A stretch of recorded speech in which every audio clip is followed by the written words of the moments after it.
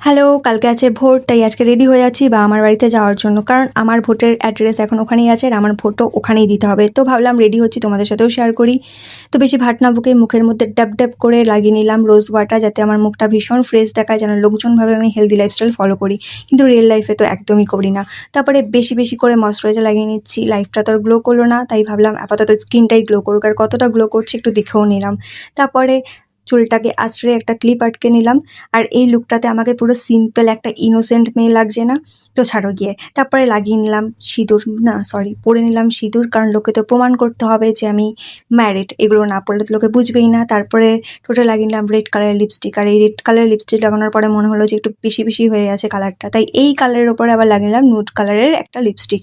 তো মিক্সড করে দারুণ একটা শেড এসেছিলো। তারপরে ফুস করে লাগিয়ে নিলাম পারফিউম, হাতে ঘাড়ে ভালো করে ঘষে নিলাম যাতে দারুণ একটা গন্ধ বেরায়। তারপরে হয়ে গেল মুড সুইং। ভাবলাম না, এরম করে আর চুল বাঁধবো না। প্রথমে একটা পনিটেল করার চেষ্টা করলাম, তারপরে ভাবলাম না, এই গরমে এই দুঃসাহসিকতা দেখিয়ে লাভ নেই। টঙে একটা খোপা করে নিলাম। আর এই খোপা করে পুরো লাগছে না রেসপন্সিবল বৌমা, যদিও বা আমি রেসপন্সিবল বৌমা অতটা হতেও চাই না। তো তারপরে একটু নকশা করে নিলাম মিররের সামনে, একটু নেচেও নিলাম, কারণ বাবা মার কাছে যাচ্ছি। তো আমি রেডি।